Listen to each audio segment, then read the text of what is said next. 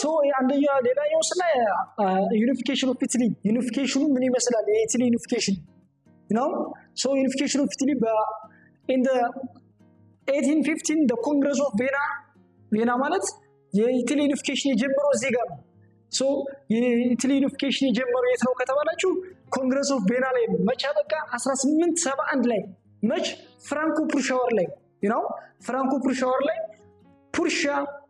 ፍራንስ በፑርሻ ወይም በጀርመን ስትሸነፍ ዘን ሮም ለማን ተሰጣት ለኢታሊ ሮምን እንደያዘች 1870 or 1871 ላይ ያንን አንድነቷን የጨረሰችው ሶ የጀመረችው የት ላይ ነው ኮንግረስ ኦፍ ቪየና የጨረሰችው ደግሞ ፍራንኮ ፕሩሻወር ላይ መች 1870 or 1871 so the Congress of Vienna left Italy fragmented into the multiple independent states Italy faced three significant obstacles to the unification ሶስት like አንድነቷን ወደቷን ማይፈልግ ለውደቷ ጠንቅ የነበረ እንቅፋት የነበረ ሶስት እንትኖች አሉ አንደኛ ኦስትሪያ ኦኩፔሽን ሎምባርዲን ቬኔዚያ ባሎኒ ኢታሊ ግዛት በኦስትሪያ ስር ስለነበር ሶ ኦስትሪያ ትልቅ ተጽዕኖ አሳዳሪ ዶሚናንት ነበረች ኢታሊ ፖለቲክስ ላይ መች በ19 ሴንቸሪ ላይ ሶ በጣም በኢታሊ ፖለቲካ ላይ ትልቅ ተጽዕኖ አሳዳሪ ዶሚናንት ስለነበረች ኢታሊ አንድ ከሆነች ከተዋሃደች የኔን ግዛት ያውተሩት አጣሉ ስላለች አንድነቷን ጠንክራ ተቃወም የነበረች ሀገር ኦስትሪያ ነች ሌላኛው ፓፓል ስቴትስ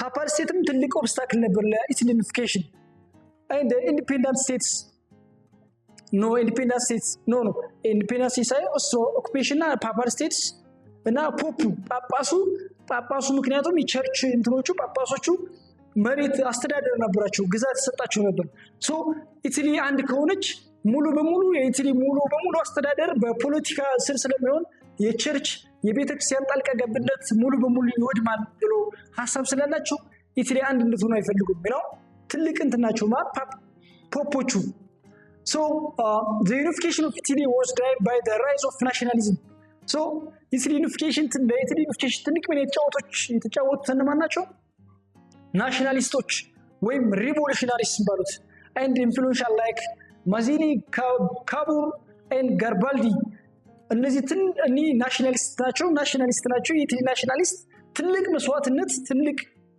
ህይወታቸውን የከፈሉ የኢታሊ ናሽናሊስት ናቸው ለኢታሊን አንድ ለማድረግ ለማዋሃድ ኦስትሪያን ከኢታሊ ፖለቲክስ ሙሉ በሙሉ ለማስወጣት ትልቅ ሚና የተጫወቱት ግለሰቦች ናቸው ማዚኒ የኢታሊ ሞመንት ሲባል ግሩፕ መስርቶ ብዙ የኢታሊያን ስቴቶችን ከኦስትሪያ እጅ የነጠቀ ግለሰብ ነው ካቡር የፔርሞ ሳርዲናው መሪ ሆነው ኢንዲፔንደንት ስቴት የነበረችው ማን ወይም ኒኮላስ ኦፍ ኢታሊ የምትባል ማነች ፔርሞ ሳርዲና ነች ኢንዲፔንደንት ነበረች ከኦስትሪያ የበላይነት ብቸኛዋ ነፃ የነበረችው ሀገር ነች ጋርባልዲ ባሉ ወታደር ነው የወታደር መሪ ነው ሬድ ሸርትስ ባለ ቀይ ቲሸርት ለብሰው ወታደሮቹ ትልቅ ሚና የተጫወተው ሳውዘርን ኢታሊ አካባቢ ትልቅ ሚና የተጫወተው ሳውዘርን ኢታሊን ከኦስትሪያ ከፓፓል ስቴቶች ከፖፖቹ ነፃ ያወጣው ከፍራንስ ነፃ ያወጣው የኢታሊ ናሽናሊስት ነው ሶ እኔ በትልቅ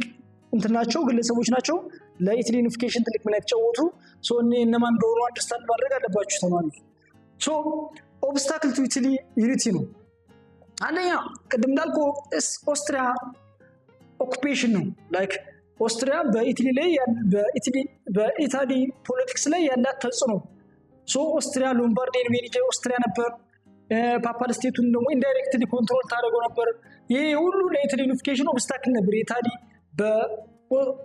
የኦስትሪያ በኢታሊ የምድር ላይ መኖር ማለት ነው now Austria controlled Lombardy and Venetia in the north the papal states controlled the central Italy and divided the northern from the south so independent several states like the kingdom of Sardinia the kingdom of Two Sicilies various states are their own monarchy so እነዚህ ስቴቶች የራሳቸው ገዥ ስለነበራቸው ከማን ጋር የተያያዙ ከኦስትሪያ ጋር ወዳጅነት ያላቸው so ይሄ ሁሉ ለኢታሊ ዩኒፊኬሽን ኦብስታክል ነበር foreign interference especially from France protected papal independence and the hindered unification እንቅፋት ነበረች ማን ፍራንስ አንዷ ትልቅ እንቅፋት የነበረችው ነች ትልቅ እንቅፋት የነበረችው ለማን ለኢትሊ ዩኒፊኬሽን ሊደርስ ኦፍ ዩኒፊኬሽን የኢትሊ ሊደሮች ቅድም ያልኳችሁ ጉሰፍ ማዚኒ አለ ጋርባልዲ አለ ካቡር አለ ኮንት ካሚሎ ካቡር ጉሰፋ ማዚኒ and Giuseppe Garibaldi, those are the Italian nationalists to play significant role for the unification, ትልቅ ሚና የተጫወቱ ናቸው። so አንድ ስናይ ማዚኒ ስናይ visionary leader who advocate for the unified democratic Italy ነው። even እኒ ኢታሊ ዩኒፊኬሽኖች ናሽናሊስቶች የተለያየ አይዲዮሎጂ አላቸው ለምሳሌ ማዚኒ ዲሞክራቲክ የሆነች ኢታሊ እንድትመሰረት ነው የሚፈልገው founded the young Italy movement ሚል ግሩፕ የመሰረተ ለኢታሊ ዩኒፊኬሽን ትልቅ ሚና የተጫወተ ነው ማዚኒ። ሌላኛው ኮንት ካሚሎ ካቡር ይባላል። so the prime minister of Sardinia ፔድሞ ሳርዲና ኢንዲፔንደንት ስቴት የነበረችው ወይም ኒውክሊየስ ኦፍ ኢታሊ በመባል ታወቃለች። so who modernized the economy and the military ህይወቱን ወታደር ነው ያደገው በጣም ሞደርናይዝ አድርጓታል ፔድሞ ሳርዲናን ማን ካቡር so he was instrumental in the French support to defeat the Austria so እውቀት አለው ይሄ በጣም ዋር አይዲዮሎጂ ላይክ እንትን ነው ኖሌጅብል ማን ነው በፖለቲክስ በሚሊታሪ በኢኮኖሚ ካቡር ለምሳሌ ምን አደረገ he was instrumental in the French support to defeat Austria ፍራንስ ለምሳሌ ፍራንስ ጠላቱ እንደሆነች ያውቃል ግን የፍራንስን ጠላትነት ተው አድርጎ ወደኋላ ከፍራንስ ጋር ወዳጅነት ፈጠረ ለምን በኋላ ከኦስትሪያ ጋር ጦርነት ሲጀምር እንደ ፍራንስ ለማን እንድታግዘው ለሱ እንድታግዘው አግዘዋለች ኦስትሪያም ተሸንፋለች ከኦስትሪያ ሎምባርዲን ቬኔዚያን ነጥቀዋል ማለት ነው so ሌላኛው ናሽናሊስት ጉሰፋ ጋሪባልዲ ይባላል ናሽናሊስት ሚሊታሪ ሊደር ነው ህይወቱን በወታደራዊ ህይወት ያሳለፈ ነው ብዙ አመት ወታደር ውስጥ የነበረ የሚሊታሪ ኖሌጅ አለው እንዴት መምራት እንዳለበት ምን ማስቀደም እንዳለበት ታክቲኩን የሚያውቅ ናሽናሊስት ነው ጋሪባልዲ ይባላል በምን ይታወቃል ሬድ ሸርትስ ላይክ የሱ ወታደሮች ቀይ ቲሸርት ይለብሳሉ ቀይ ቲሸርት የሚለብሱ ነው ላይክ ጣሊያንን ነፃ እናወጣለን የጣሊያን ነፃ አውጪዎች ነን የሚል ቲሸርት የጻፈ ነው ማለት የለበሱ ወታደሮችን ያዘ ነው in the conquest of southern Italy like ሙሉ በሙሉ ሳውዘርን ኢታሊ ከነፃ ወጣት most of the southern Italy ነፃ ወጣት ግለሰብ ነው ጉሰፋ ጋሪባልዲ ይባላል ዩናይትድ ኖርዘርን አንድ ኪንግ ቪክተር ኢማኑኤል ከኖርዘርን ኢታሊ ጋር አንድ አደረገ ያዋሄደ ማንን ሳውዘርን ከኖርዘርን ጋር ከኪንግ ቪክተር ኢማኑኤል ጋር ኢማኑኤል ሰከንድ ጋር ወዳጅነት ፈጥሮ ኖርዘርን ከሳውዝ ጋር ያገናኘ የናሽናሊስት ነው ጋሪባልዲ ይባላል so ጉሰፋ ማዚኒ's role አላማው ምንድነው ማዚኒ believed that Italy should be united like independent democratic republic መሆን አለበት ብሎ ነው የሚያምነው አንድ መሆን አለበት ነፃ መሆን አለበት ከኦስትሪያ ከፍራንስ ከፖፑ ዲሞክራቲክ መሆን አለበት ስርዓቱ ዲሞክራቲክ መሆን አለበት ብሎ የሚያምነው he founded young Italy in the 1831 secret society aimed at Italy unification young Italy ይባል secret society like ማለት like like ኦስትሪያ ኢታሊ ላይ ባለችበት ሰዓት ለምሳሌ ኢትዮጵያ ላይ ዋይት ቴረር ይባላል ዋይት ቴረር ማለት ላይክ እንትን ነው ኢህአዲግ በኋላ ኢህአዲግ ነው ቲፒኤልኤፍ ይባላል then በማን ላይ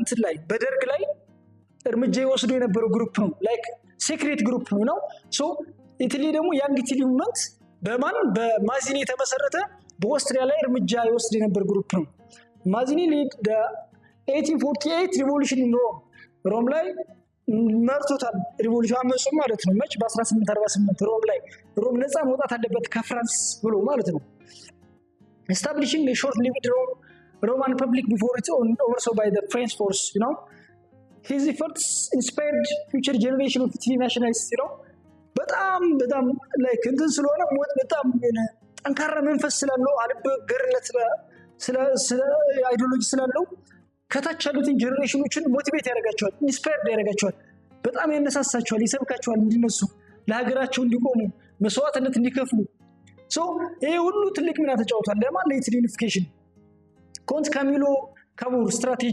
ስትራቴጂውስ ምን ነበር አንድ በእንድና ያለን as prime minister of Sardinia ፔድሞ ሳርዲና ወታደር እንዳለው ሆኖ ካቡር sought to modernize the economy like expand the military and reduce the power of the Catholic Church. ካቶሊክ ቸርችን ያላትን ፓወር በፖለቲክሱ ላይ ሙሉ በሙሉ ቀንሷል፣ አስወግዷል። ሚሊታሪው በጣም ኤክስፓንድ አድርጓል፣ አስፍቷል። ደሞዝ በመክፈል በማሰልጠን የተለያየ በጣም ኤክስፓንድ አድርጓል። ኢኮኖሚን ሞደርናይዝ አድርጎታል። ላይክ ሞደርናይዝ ላይክ ከአግሪካልቸር ኦር ከሆነ ነገር ይወጣ ሞደርን የሆነ ኢኮኖሚ ኤክስፓንድ ያደርግ አድርጓል። ካሙሩ so he formed a secret alliance with Napoleon II of France to defeat Austria። ቀደም እንዳልኳችሁ ካሚሎ ካሙሩ ባለው ስትራቴጂው ምን ይመስላል ቢለው ቀደም እንዳልኳችሁ ላይክ ፍራንስ ለኢትሊ ዩኒፊኬሽን እንደማትፈልግ ያወቀ ሁሉ ላይክ ከፍራንስ ጋር ወዳጅነት ፈጥሯል። መች ኦስትሪያ ጋር ጦርነት ስለሚገጥም እንድታግዘው ማለት ነው። so it is one of a military strategy ነው ስትራቴጂው። so ካሙሩ በ1859 ላይ ኦስትሪያ ላይ ጦርነት አወጀ። ሁለቱም ግዛት ሎምባርዲን ቬኔዚያ ሎምባርዲን ከኦስትሪያ ነጠቀ ማለት ነው።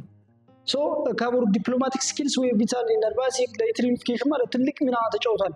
ዲፕሎማቲክ ስኪል መፍጠሩ ከማን ጋር ከፍራንስ ጋር ኢቭን ፍራንስ ለኢትሊ ዩኒፊኬሽን ጠንቅ እንደሆነች ያወቀ ሁሉ ማለት ነው። ዘን ጦርነቱ ወደ ፍራንስ እንደሚመለስ ያውቃል፣ ጦርነቱ እንደሚያዞር። so Garibaldi and the Red Shirts. Garibaldi was military leader and passionate nationalist who led the Red Shirts in campaign to unify southern Italy ነው። so የሚታወቀው ጊዩሴፔ ጋሪባልዲ የሚባለው ቀይ ቲሸርት ነው የለበሱ ወታደሮቹ ሳውዘርን ኢታሊ ከኖርዘርን ጋር አንድ ያደረገ መሪ ነው፣ ወታደር መሪ ነው። ጀነራል ነው፣ ኮማንደር ነው። ለምሳሌ 1860 ላይ ጋሪባልዲ ካፕቸርድ ሲሲሊ and southern Italy winning support from local populations። ምክንያቱም ሎካል ፖፑሌሽኑ ሰብኳል ወደ እሱ ጋር እንዲሆኑ ለኢታሊ አንድነት አንድ እንድትሆን መስዋዕትነት እየከፈለ እንዳለ ሰብኳቸዋል። ወጣቱ ወደሱ ከሱ ጎን እንዲሆኑ ሰብኳል። so በእነሱ እርዳታ አማካኝነት ሳውዘርን ኢታሊን ከኖርዘርኖች ጋር አንድ ማድረግ ይችላል። መች 1860 ላይ instead of establishing his own role, Garibaldi handed over the control of King Victor Emmanuel II, contributing to the unification of Italy. so እዚህ ጋር መረዳት ያለብን ምንድነው ጋሪባልዲ ኢታሊ ለሚታየው ህልሙ ድሪሙ አላማው ምንድነው ኢታሊን አንድ ማድረግ ብቻ ነው እንጂ ይሄ ነፃ ያወጣውን ግዛት እሱ መምራት ይችል ነበር ነው። ፖለቲካል ኬዝ ቢሆን ነው እሱ መምራት ይችል ነበር ነው። ገብቷል? አሳልፎ መስጠት አይችልም ነበር። ገብቷችኋል? so አላማው ምንድነው ኢታሊ ዩኒፊኬሽን ማየት ነው፣ አንድ ሆና ማየት ነው። so እነዚህ ሶስት እንትኖች ግለሰቦች ለኢታሊ ዩኒፊኬሽን ትልቅ ሚና የተጫወቱት። completion of Italy unification in 1861 Italy was mostly unified with Victor Emmanuel II as king። በ1861 ኦልሞስት ኦል ማለት ይችላል ከትንሽ ግዛቶች በስተቀር ሙሉ በሙሉ በኢታሊ ስር ሆነዋል። አንድ ኢታሊ መስርተዋል፣ ወደ አንድ ግዛት መጥተዋል። መሪው ማነው? ኪንግ ኢማኑኤል II አድርገው። however Venetia and the Papal States remained outside of the kingdom። ሁለት ሴቶች ግን ምንድናቸው? ሁለት ሴቶች ነፃ ነው ማለት ወደ ግዛቱ ወደ አንድነቱ ሊመጡ አልቻሉም፣ የተለያየ ፓወር ስላለ። in 1870 after the Franco-Prussian War, Rome was seized and Italy unification was completed with Rome as its capital። so እዚህ ጋር መረዳት ያለባችሁ ኢታሊ ዩኒፊኬሽን የጀመረ ቬና ኮንግረስ ላይ ነው፣ ያበቃ ፍራንኮ-ፕሩሺያ ዋር ላይ ነው። ፍራንኮ-ፕሩሺያ ዋር ማለት ፍራንስ ተሸነፍ ደን ፕሩሺያ ማን ወሰደች ከፍራንስ? አልሳሴን ሎሬንን። ደን ኢታሊ ደግሞ ከፍራንስ ማን ወሰደች? ሮምን። ዘን ፍራንስ become completed its unification መች 1871 the pope retained control of the Vatican but the Italian government granted to limit the rights።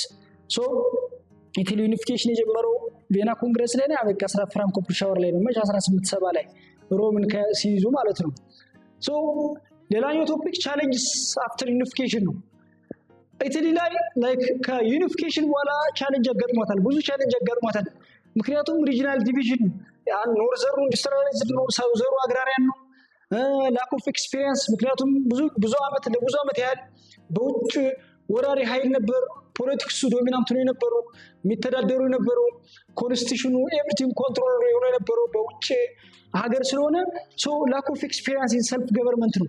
ላይክ መጥቶ ማስተዳደር አልቻሉም፣ ምክንያቱም ኖሌጅ የላቸውም የመምራቱ ማለት ነው። ሀገርን የመምራቱ ለብዙ ዓመት ያህል በውጭ ሀገር ሲመሩ ስለነበር። ሌላኛው ቻሌንጁ ኮንፍሊክት ዊዝ ቸርች ቸርች ጋር ኮንፍሊክት ተጀመረ።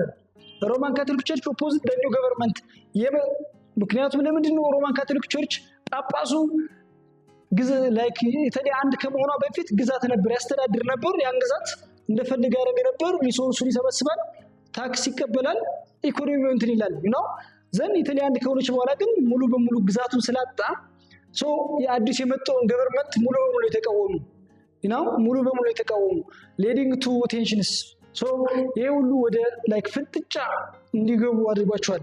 ይሄ ሁሉ አንዱ ቻሌንጅ ነው ከዩኒፊኬሽን በኋላ። the mafia secret society like the mafia challenge the central government authority mafia group ባለው ላይክ አንዱ ቻሌንጅ ነበር። ሴክሬት ሶሳይቲ ነው ቅድም እንዳልኳችሁ። ሌላኛው ሶሳይቲ ምንድነው? ያንግ ቲሊ ሙቭመንት ይባላል። that was the secret society ማን ነበር የሚቃወም? የኦስትሪያን ገቨርንመንት የሚቃወም ነበር። ሌላኛው ደግሞ ማፊያ ግሩፕ ነው the mafia society ይባላል። ይሄ ሁሉ ትልቅ እንትን አለ ማለት ነው። ቻሌንጅ ነበር። ሁሉ ትልቅ ቻሌንጅ ነበር ለኢትሊ ዩኒፊኬሽን። ዲቨሎፕመንትስ አፍተር ዩኒፊኬሽን ዲቨሎፕመንቱ ምን ይመስላል? ኢኮኖሚክ ዲቨሎፕመንቱ፣ ኢንዱስትሪያል ዲቨሎፕመንቱ ምን ይመስላል ብለው እናያለን።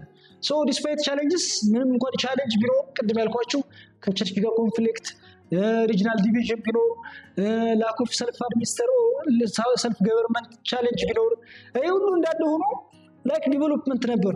ኢታሊ ኤክስፔሪየንስድ ሰቨራል ፖዚቲቭ ዲቨሎፕመንትስ አፍተር ዩኒፊኬሽን። ብዙ አይነት ዲቨሎፕመንቶችን ላይክ እንትን ብላለች፣ ተለማምዳለች። እንዴት ላይክ ኢኮኖሚ ማሳደግ እንዳለባት ተረድታለች።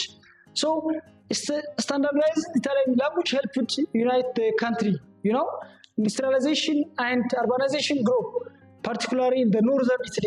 ቅድም እንዳልኳችሁ ሳውዘርኖቹ አግራሪያን ስለነበሩ ኢንዱስትሪው ሞር ወደ እነሱ አልሄደም፣ ሞር ወደ ገጠር አካባቢ ነው። ይሄ ከተማ አልተስፋፋም። ወደ ሳውዘርኑ ኢንዱስትሪያላይዜሽን ኤንድ አርባናይዜሽን ሞር ያደገው የት ነው? ኖርዘርን ኢታሊ አካባቢ ነው። ቀደም ብሎም ኢንዱስትሪ ስለጀመሩ ማለት ነው። ሞደርን ኤጁኬሽን በጣም ኤክስፓንድ ሆነ ከዩኒፊኬሽን በኋላ። ሙሉ በሙሉ ማህበረሰቡ መማር ጀመረ። ሞደርን ኤጁኬሽን ወደ ኦል ኦቨር ዘ ካንትሪ ተከፈተ። ስኩሎች ተከፈቱ፣ ስኩሎች ጀመሩ። ኢምፕሩቪንግ ሊትሬሲ ናሽናል አይዴንቲቲ ሊትሬሲ ላይክ ከመሀይምነት ወጥቶ፣ መሀይምነት ማለት አልተማሩም፣ በሚሊታሪ ነው አብዛኛው ላይፋቸው እንትን ያለ ዘንድ ኢታሊ አንድ ከሆነች በኋላ ግን ትምህርታቸውን ቀጠሉ። አካዳሚክ ኖሌጃቸውን ማዳበር ጀመሩ። ስትሮንግ ናሽናል አርሚ ዋዝ ፎርምድ ስትሬንግዚንግ ኢትስ ዲፌንስ ነው።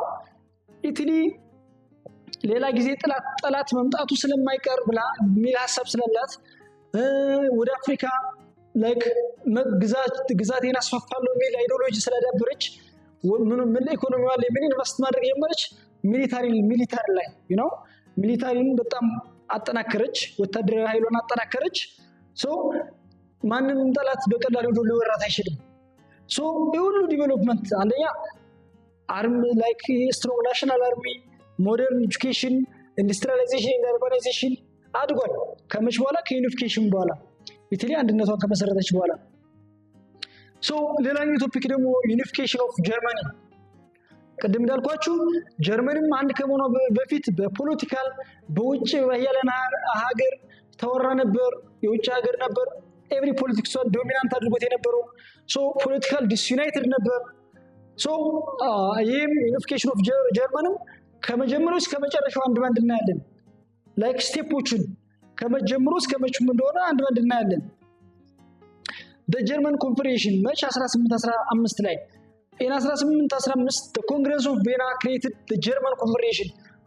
Congress of Vienna ጀርመን ኮንፌዴሬሽን እንዲመሰረት አድርጓል፣ መስርቶታል።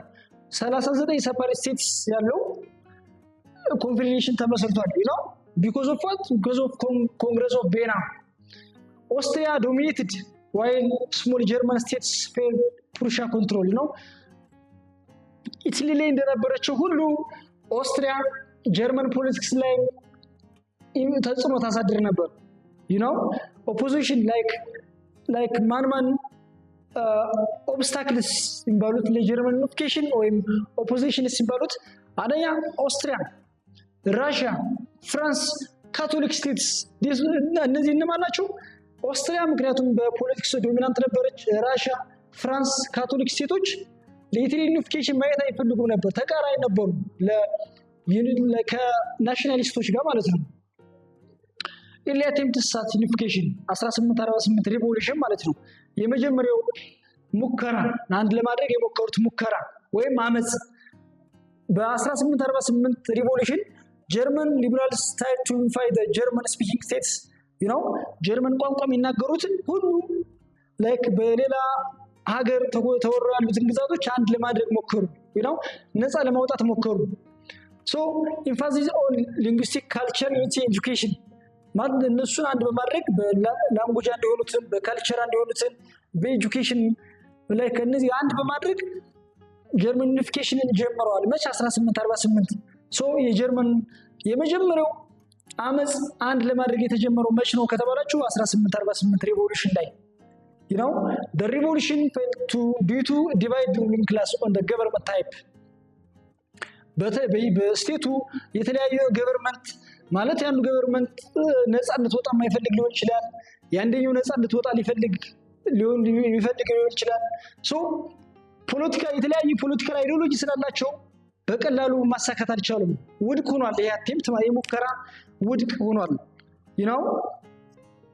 so ሌላኛው ዞልቤሪን ስቴፕ towards unity ዞልቤሪን ማለት ከስተም ዩኒየን ነው፣ ትሬድ ዩኒየን ነው ይሄ ዩኒየን ምንድነው ካላችሁ አላማው ኦስትሪያን ከጀርመን ስቴት ለማስወጣት እንትን ያለ የከስተም ዩኒየን ነው ግሩፕ ነው፣ ትሬድ ግሩፕ ነው፣ ከስተም ዩኒየን ነው so created in 1834 ነው የተጀመረው። the Zollverein was an economic custom union between the German states ጀርመን ስቴቶች ብቻ መካተት ያለባቸው የሚሳተፉበት ዩኒየን ነው። ዩኒየን ዞልቤሪን አላማው ምንድነው? ኦስትሪያን ከጀርመን ድረገጽ ማስወጣት ነው፣ ከጀርመን ምድር ማስወጣት ነው ዋና አላማው ማለት ነው። ዞልቤሪን ዩኒየን ይባላል። so remove tariff and promote economic unity ግሩፕ በጣም አባል ላልሆኑት ትልቅ ታሪፍ ይጣልባቸዋል ነው ኦስትሪያ ማለት ነው። so ትልቅ ታሪፍ ከተጣለባቸው ለቀው ይወጣሉ። so አላማው ምንድነው? ዞልቤሪን ኦስትሪያን ከጀርመን ምድር ጠራርጎ ማስወጣት። strengthen ፑርሻ ሊደርሺፕ ኢን ጀርመን ዩኒፊኬሽን የፑርሻ ሊደርሺፕን ማጠናከር ማበረታታት ነው። so ኦቶማን ቢዝማርክ the iron hand chancellor so ስትራቴጂ አለው ማን ኦቶማን ቢዝማርክ ምን ስትራቴጂ ብሌድ ኤንድ አይረን ስትራቴጂ። ብሌድ ኤንድ አይረን ማለት by any means ጀርመን አንድ ማድረግ ነው። መሞት ካለብን ሞተን መኖር ካለብን ኖረን ጀርመንን ግን አንድ ማድረግ አለብን ሚል ፕሪንሲፕል ነው። ምን ብሌድ ኤንድ አይረን ሚል ፕሪንሲፕል።